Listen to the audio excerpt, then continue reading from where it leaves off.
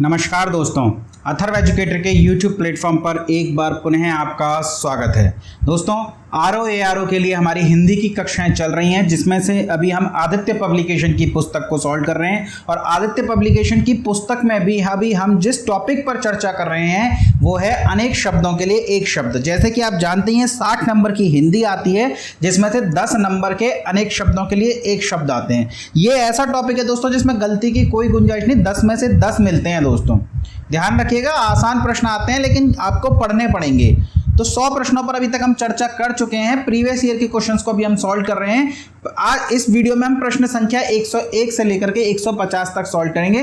तो चलिए फटाफट से आप जो है चैनल को सब्सक्राइब कर दीजिए। अगर अभी तक आपने चैनल को सब्सक्राइब नहीं किया है तो वीडियो को लाइक कर दीजिए और अपने दोस्तों को भी इसे शेयर कर दीजिए कि RO की कक्षाएं निरंतर चैनल पर चल रही हैं। दोस्तों तो चलिए देखते हैं प्रश्न संख्या 101। पति युक्ता स्त्री को एक शब्द में कहते हैं। देखिए, पति युक्ता स्त्री मतलब जिसका पति उसके साथ हो, उसे क्या कहेंगे दोस्तों? उसे कहेंगे सधवा। यानी जिसका पति जीवित है उसे कहते हैं सधवा। जिसके पति की मृत्यु हो चुकी है ऐसी स्त्री को क्या कहते हैं? ऐसी स्त्री को कहते हैं दोस्तों विधवा। झगड़ा लगाने वाला पुरुष। देखिए, आप सभी अब बचपन में रामायण आपने देखी होगी, इसके अलावा महाभारत देखी होगी, बहुत से और नाटक आया करते थे DD1 पर। आपने ओम नमः शिवाय, विष्णु पुराण, शिव पुराण, बहुत से नाटक आते थे, आज भी आते हैं। पर अब जो पुराने वाले नाटक हैं, इन आज के नाटकों से उतना नहीं आपको अंदाजा लगेगा। पुराने वाले आप नाटकों में देखेंगे तो आप देखेंगे कि नारद मुनि का काम एक तो न्यूज़ रिपोर्टर का था, यहाँ की खबरें वहाँ देना, और एक जहाँ से वो जाते थे वहाँ कुछ ना कुछ ऐसी बात कह जाते थे कि मानव एक दूसरे से लड़ने लग जाते थे, यानी झगड़ा भड़का देते थे वे। तो झगड़ा लगाने वाले मनुष्य को इसी वजह से किस नाम से जाना जाता है? नारद के नाम से जाना जाता है। देखिए, जो अपने परिवार को धोखा दे उसे क्या कहते हैं? उसे कहते हैं विभीषण। लेकिन झगड़ा लगाने वाले मनुष्य को क्या कहते हैं? उसे कहते हैं नारद। देश के साथ, राष्ट्र के साथ गद्दारी करे उसे कहते हैं जयचंद। चलिए ध्यान रखिएगा इन सभी को। आगे देखते हैं 103। महल के भीतरी भाग को, महल के भीतरी भाग को, इसे काट दीजिए आप, किस शब्द से जानते हैं? महल के भीतरी भाग के बारे में बात कर रहे हैं तो गर्भगृह नहीं होगा, इसका संबंध मंदिर से होता है। दोस्तों, जहां रानी रहे उसे रनिवास कहते हैं। लेकिन महल के भीतरी भाग को किस नाम से जाना जाता है? उसे जाना जाता है दोस्तों अंतःपुर के नाम से। तो सही उत्तर क्या हो जाएगा? सही उत्तर हो जाएगा अंतःपुर, पुर के अंदर वाला स्थान, महल का भीतरी भाग। जो किए गए उपकारों को मानता है के लिए एक शब्द आपको बताना है। किए गए उपकारों को जो मानता है, देखिए कृतज्ञ तो वो होता है जो किए गए उपकारों को नहीं मानता। जो किए गए उपकारों को मानता है उसे क्या कहते हैं? उसे कहते हैं कृतज्ञ। देखिए, कृतज्ञ, कृतज्ञ, कृतार्थ एक जैसे शब्द लगेंगे। तो जो किए गए उपकारों को नहीं मानता उसे कहते हैं कृतज्ञ, जो किए गए उपकारों को मानता है उसे कहते हैं कृतज्ञ, और जो अपने किसी परिणाम से संतुष्ट हो जाए उसे कहते हैं कृतार्थ। जो कुछ नहीं जानता, जिसे किसी चीज का ज्ञान न हो, उसे क्या कहते हैं दोस्तों? उसे कहते हैं अज्ञ। जो सब कुछ जानता है उसे कहते हैं सर्वज्ञ। तो इन्हें आप याद रखिएगा। चलिए, पेट की अग्नि, रिपीट हो रहा है ये प्रश्न बार बार। जंगल की अग्नि दावानल या दावाग्नि, समुद्र की अग्नि बड़वानल या बड़वाग्नि, और पेट की अग्नि को क्या कहते हैं दोस्तों? पेट की अग्नि को कहते हैं जठरानल या फिर जठराग्नि। तो प्रश्न का उत्तर क्या हो जाएगा? प्रश्न का उत्तर हो जाएगा सी। बच्चों को सुलाने के लिए गाया जाने वाला गीत। आसान सा है दोस्तों, सभी जानते हैं बच्चों को सुलाने के लिए क्या गाते हैं? बच्चों को सुलाने के लिए गाते हैं लोरी। बच्चे के जन्म के अवसर पर जो गीत गाया जाता है उसे सोहर के नाम से जानते हैं, और प्रातः काल में जो गीत गाया जाता है उसे प्रभाती के नाम से जानते हैं। लेकिन बच्चों को सुलाने के लिए गाए जाने वाले गीत को क्या कहते हैं? उसे कहते हैं दोस्तों लोरी। जो नभ में चलता है के लिए एक शब्द बताना है आपको। जो नभ में चलता है दोस्तों उसे क्या कहते हैं? उसे कहते हैं खेचर। तो जो नभ में चलता है उसे नभचर भी कहेंगे और उसे खेचर भी कहेंगे। व्याकरण के ज्ञाता के लिए एक शब्द है। व्याकरण के ज्ञाता को क्या कहते हैं दोस्तों? ध्यान रखिएगा, उसे कहते हैं व्याकरण।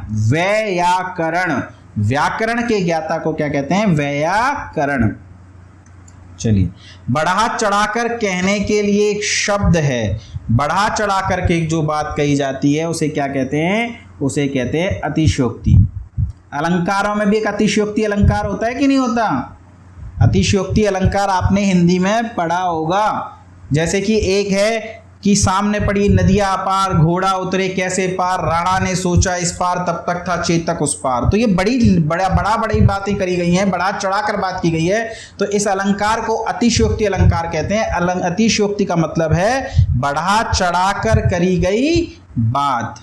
चलिए आगे देखते हैं। जो स्त्री सूर्य भी न देख सके, देखिए ये प्रश्न भी रिपीट हो रहा है, अलग तरीके से पूछा गया था पर रिपीटेड है। मतलब आप देख रहे हैं लगातार प्रश्न रिपीट हो रहे हैं, लगातार।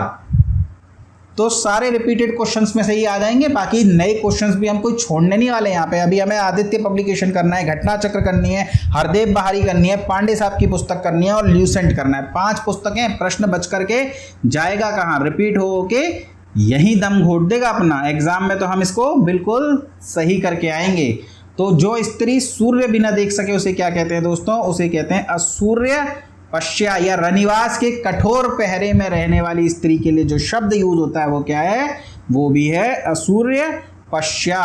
जो युद्ध में स्थिर रहता है, ये भी रिपीटेड प्रश्न है। पहली वीडियो में पहला प्रश्न या दूसरा प्रश्न यही था मेरा कि जो युद्ध में स्थिर रहता है उसे क्या कहते हैं, उसे कहते हैं युधिष्ठिर। यानी कि यूपी आरओ एआरओ मेंस का जो प्री का एग्जाम हुआ था ना 2016 वाला, जो 2020 में रिपीट एग्जाम हुआ था, उसमें पूछा गया था ये जो युद्ध में स्थिर रहता है। और 2010 के मेंस में भी पूछा गया है और बीच में भी 1-2 बार ये प्रश्न आया है। तो ध्यान रखिएगा, जो युद्ध में स्थिर रहता है उसे क्या कहते हैं, युधिष्ठिर। जो हमेशा रहने वाला है, देखिए जो हमेशा रहने वाला है उसे कहते हैं शाश्वत। क्या कहते हैं, शाश्वत। जो हमेशा रहने वाला है उसे कहते हैं शाश्वत। जो नष्ट हो जाएगा, हमेशा नहीं रहेगा, उसे कहते हैं नश्वर। जैसे महादेव शाश्वत हैं, मानव नश्वर है। ठीक है, तो जो हमेशा रहेगा उसे क्या कहेंगे, शाश्वत। और जो नष्ट हो जाएगा उसे क्या कहेंगे, नश्वर। जिस पुरुष के साथ पत्नी नहीं है, देखिए जिस पुरुष के साथ पत्नी नहीं है उसका क्या होगा, अपत्नीक, वियोगी, विदुर या विपत्नीक। तो देखिए ये तो हम काट ही देंगे। अब रह गया अपत्नीक, विदुर या विपत्नीक। तो विदुर तो वो होता है दोस्तों जिसकी स्त्री की, जिसकी पत्नी की मृत्यु हो गई हो। तो जरूरी थोड़ी है पत्नी साथ नहीं है तो उसकी मृत्यु हो गई होगी, हो सकता है छोड़ के चली गई हो, डिवोर्स ले लिया हो, जुडिशियल सेपरेशन में रह रही हो, बहुत सारे कारण हो सकते हैं। तो जिस पुरुष की पत्नी साथ नहीं है उसका विदुर मत कर दीजिएगा, गलत हो जाएगा आपका। उसको क्या कहेंगे दोस्तों, उसे कहेंगे विपत्नीक। अपत्नीक भी नहीं कहते, विपत्नीक। चलिए, जिस पेड़ के पत्ते झड़ गए हों, पतझड़ में आपने बहुत से पेड़ ऐसे देखे होंगे जिनके सभी पत्ते झड़ जाते हैं, या फिर जब पेड़ सूख जाता है तब भी उसके पत्ते झड़ जाते हैं, उसे कहते हैं दोस्तों अपत। यानी अब उस पर कोई पत्ता नहीं है, अपत। तैरने की इच्छा, इच्छाओं से बहुत प्रश्न आते हैं दोस्तों। मरने की इच्छा मुमूर्षु, मोक्ष की इच्छा मुमुक्षु, तैरने की इच्छा तृतीशा। उसी प्रकार एक आती है जीने की इच्छा, जीतने की इच्छा। तो ये सारे प्रश्न आते हैं, इन्हें आप ध्यान रखिएगा। तो तैरने की इच्छा जो होती है वो क्या कहलाती है, वो कहलाती है तितीर्षा। तैरने की इच्छा, स्विमिंग करने की इच्छा हो रही है आपके मन में, तो क्या कहलाएगा वो कहलाएगा दोस्तों तितीर्षा। जो जाकर पुनः आ गया हो, जाकर के पुनः आ गया हो, उसे क्या कहेंगे दोस्तों, उसे कहेंगे प्रत्यागत। यानी पुनः लौट कर आया है, पुनः आया है, प्रत्यागत। जो जाकर पुनः आ गया हो, वाक्यांश के लिए सही शब्द क्या होगा, प्रत्यागत। मोक्ष की इच्छा करने वाला, मोक्ष की इच्छा करने वाला क्या कहलाता है दोस्तों, ये कहलाता है मुमुक्षु। जिसको प्राप्त करना बहुत कठिन हो, जिसे प्राप्त करना बहुत कठिन हो, दुष्प्राप्य, दुर्लभ, दुर्लंघ या दुष्कर। तो जिसे प्राप्त करना कठिन हो वो क्या कहलाता है दोस्तों, वो कहलाता है दुर्लभ। जिसे प्राप्त करना सरल हो वह कहलाता है सुलभ। बहुत कम बरसात होने के लिए कौन सा शब्द प्रयोग किया जाता है। देखिए बहुत कम बरसात, अतिवृष्टि यानी बहुत अधिक वर्षा, अनावृष्टि यानी बिल्कुल भी बारिश न हो, अकाल, सूखा। लेकिन यहाँ पर बोला है बहुत कम बरसात, यानी बरसात तो हो रही है पर कैसी हो रही है, कम हो रही है। तो ऐसी स्थिति में प्रश्न का उत्तर क्या हो जाएगा, अल्पवृष्टि। अनावृष्टि मत कर दीजिएगा, अनावृष्टि का तात्पर्य है बिल्कुल भी बारिश ना हो, जबकि जब बहुत कम बारिश होती है तो क्या बोलते हैं, उसे कहते हैं दोस्तों अल्पवृष्टि। चलिए, रास्ते में खाने वाली भोज्य सामग्री को क्या कहते हैं, ये भी रिपीट हो रहा है, इसे कहते हैं पाथेय। संसार से संबंध वाक्यांश के लिए सही शब्द है। संसार से संबंध वाक्य क्या होता है, जिसका संबंध संसार से हो उसे क्या कहेंगे, सांसारिक या ऐहिक। तो दोस्तों उसे कहेंगे ऐहिक। जिसका संबंध संसार से है वो ऐहिक, और जिसका संबंध संसार से नहीं है वो पारलौकिक। ठीक है, तो संसार से संबंध हो जिसका, वो क्या कहलाता है, ऐहिक। सांसारिक नहीं है, बल्कि क्या हो जाएगा सही शब्द, ऐहिक। चलिए अगला देखते हैं। गंगा का उद्गम स्थान वाक्यांश के लिए सही शब्द है। गंगा जहां से निकलती है उसे क्या बोलते हैं, उसे बोलते हैं दोस्तों गंगोत्री। जो बहुत लोगों से सुनी गई हो, जो बहुत लोगों से सुनी गई हो, जो परंपरागत सुनी गई हो, ऐसी बातें क्या कहलाती हैं दोस्तों, ऐसी बातें कहलाती हैं अनुश्रुति, या फिर उसी को कहते हैं जन श्रुति। परंपरा से सुनी गई बात के लिए एक्चुअल में वर्ड होता है अनुश्रुति, और चूंकि यह बहुत लोगों से सुनी गई बात है यानी जनता से सुनी गई बात है, इसलिए उत्तर क्या हो जाएगा, जनश्रुति। बहुत बोलने वाला वाक्यांश के लिए निम्नलिखित में से सही शब्द है। बहुत बोलने वाला क्या कहलाता है, वो कहलाता है वाचाल। कम बोलने वाला कहलाता है मितभाषी। ठीक है, बहुत अधिक बोलने वाला क्या कहलाता है, वाचाल। जिसने इंद्रियां जीत ली हों, जिसने इंद्रियां जीत ली हों उसे क्या कहेंगे, उसे कहेंगे इंद्रजीत। क्या कहेंगे, इंद्रजीत। इंद्रियों से जो परे हो उसे कहेंगे इंद्रियातीत। और इंद्राणी, इंद्र की पत्नी का नाम है इंद्राणी। ठीक है, तो शची का पर्यायवाची जब भी आपसे पूछेगा तो वो इंद्राणी हो जाएगा, लेकिन यहाँ पूछ रहा है जिसने इंद्रियां जीत लियों के लिए अनेक शब्द, तो वो हो जाएगा आपका इंद्रजीत।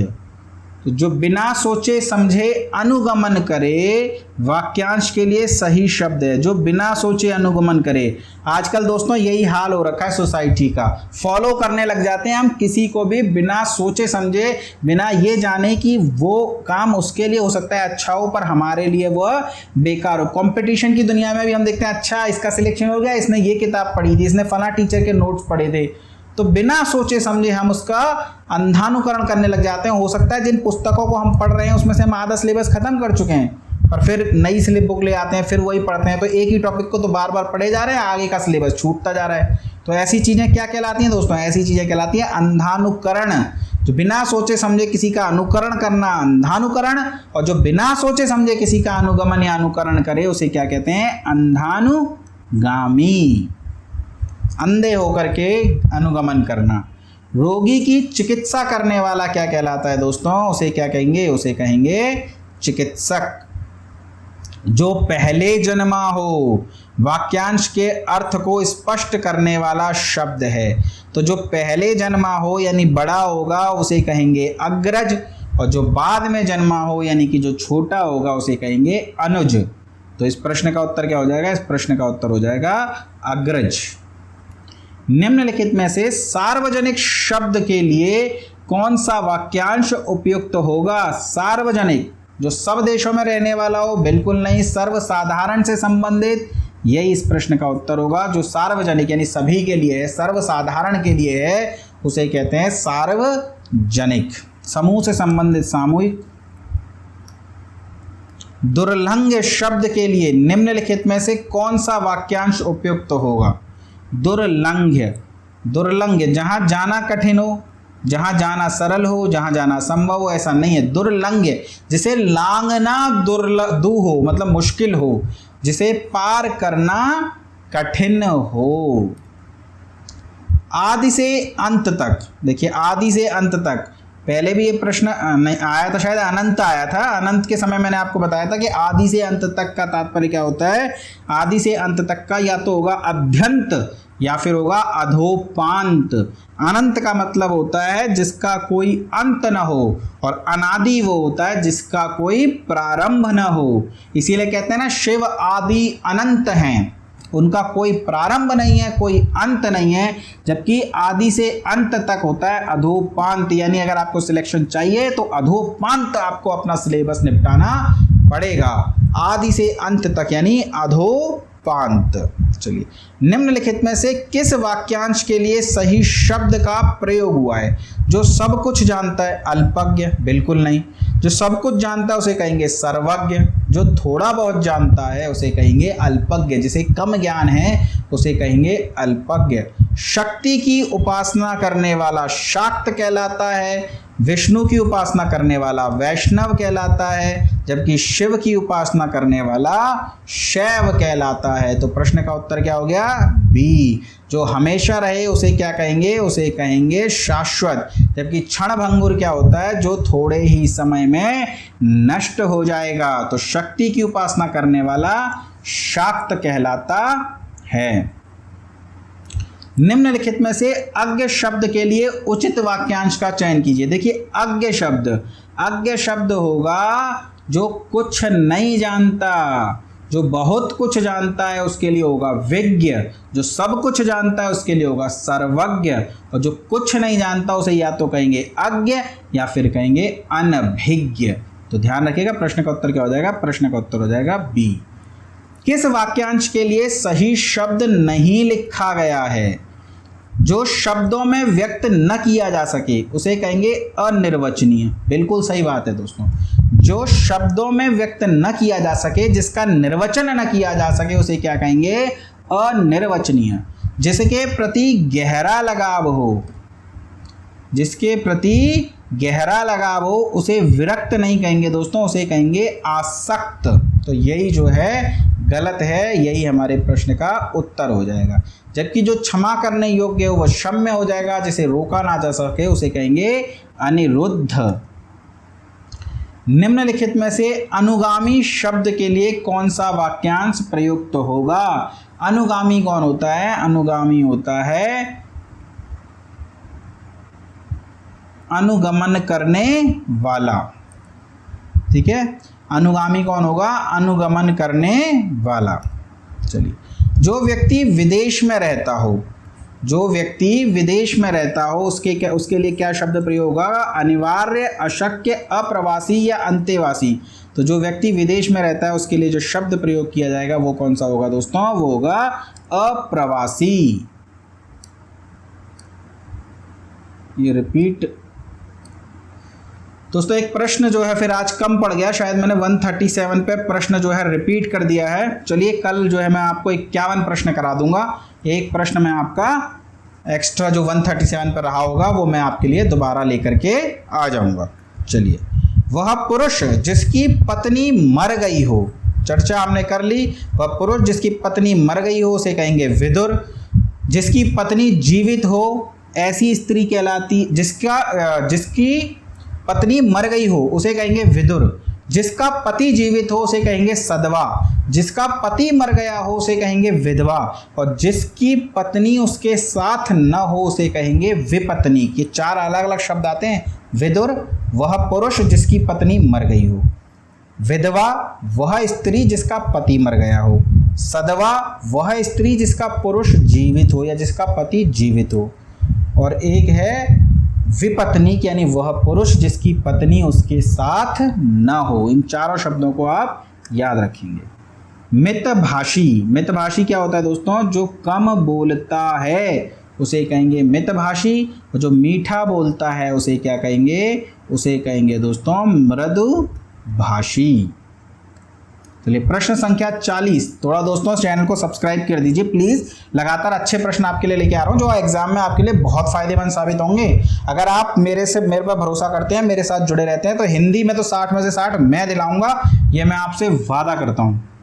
तो उसके लिए आपको बस इतना करना है कि चैनल को सब्सक्राइब कर देना है और वीडियो को लाइक करना है, दोस्तों को शेयर करना है ताकि ज़्यादा से ज़्यादा लोग इसे देखें और मुझे भी मोटिवेशन प्राप्त हो। चलिए, अप्रत्याशित का आशय, कई बार आ गया ये वाला भी। अप्रत्याशित का मतलब होता है जैसे कि आशा न की गई हो।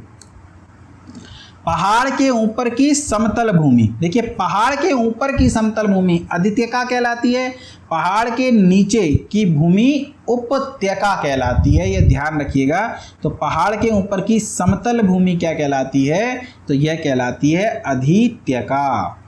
बहुत बढ़ा चढ़ाकर कही गई बात वाक्य के लिए सही शब्द का चयन कीजिए। तो एक ही वीडियो में रिपीट हो गया, ये अतिशयोक्ति उसको कहेंगे, यानी कि लगातार होने वाले पेपरों में रिपीट हो रहा है, अगले पेपर में ही पूछा जा रहा है। 16 कलाओं से युक्त चांद, 16 कलाओं से युक्त चांद के लिए क्या शब्द प्रयोग किया जाता है? तो उसके लिए किया जाता है राका। बहुत से विद्यार्थियों के लिए ये प्रश्न थोड़ा नया होगा, तो इसका ध्यान रखिएगा। राका यानी 16 कलाओं से युक्त चांद। विष्णु की आराधना करने वाला कहलाता है वैष्णव, शिव की आराधना करने वाला शैव और शक्ति की आराधना करने वाला कहलाता है शाक्त। 700 पद्यों की पुस्तक 700 पद्यों की पुस्तक के लिए क्या शब्द प्रयोग किया जाता है? वो किया जाता है दोस्तों सतसई। तो 700 पद्यों की पुस्तक के लिए क्या शब्द है? वो है आपका सतसई। चलिए, प्रश्न संख्या 146। अनभिज्ञ शब्द का अर्थ स्पष्ट करने वाला सही विकल्प है। देखिए, अनभिज्ञ और अज्ञ एक ही जैसे शब्द हैं, यानी अनभिज्ञ का मतलब जिसे किसी बात का पता ही नहीं है, जानकारी ही नहीं है। सब कुछ जानने वाला सर्वज्ञ, कम जानने वाला अल्पज्ञ, और जिसे किसी बात का पता न हो वह कहलाता है अनभिज्ञ। जठरानल, जठरानल रट गया होगा ना अब तो। जंगल की आग दावानल, समुद्र की आग बड़वानल और पेट की आग जठरानल या जठराग्नि। जिजीविषा का अर्थ है, जिजीविषा का अर्थ क्या होता है दोस्तों? जिजीविषा का अर्थ होता है जीने की इच्छा। अज्ञ का अर्थ है, अज्ञ क्या होता है दोस्तों? जो कुछ भी नहीं जानता हो उसे कहेंगे अज्ञ। जो स्त्री सूर्य भी ना देख सके, अब तो पता नहीं कितनी बार आ लिया, 150 प्रश्न करें और 150 प्रश्नों में देखिए आप लगातार रिपीट हो रहे हैं प्रश्न, यानी 300 साढ़े 300 प्रश्नों में आपके मैं बता रहा हूँ 8 प्रश्न कम से कम फंस जाएंगे। बहुत ज़्यादा नहीं, लेकिन फिर भी आपको लगातार पढ़ते रहना है, लगातार प्रैक्टिस करते रहनी है। तो जो स्त्री सूर्य भी ना देख सके उसे क्या कहेंगे? उसे कहेंगे असूर्य पश्या। चलिए दोस्तों, पढ़ते रहिए, मस्त रहिए, चैनल को शेयर सब्सक्राइब करते रहिए। लगातार हिंदी की क्लासेस आएंगी और अगले 50 प्रश्नों के साथ हम जल्दी आपके सामने हाजिर होंगे। जब तक आप इन प्रश्नों का लगातार रिवीजन करते रहिए। धन्यवाद दोस्तों।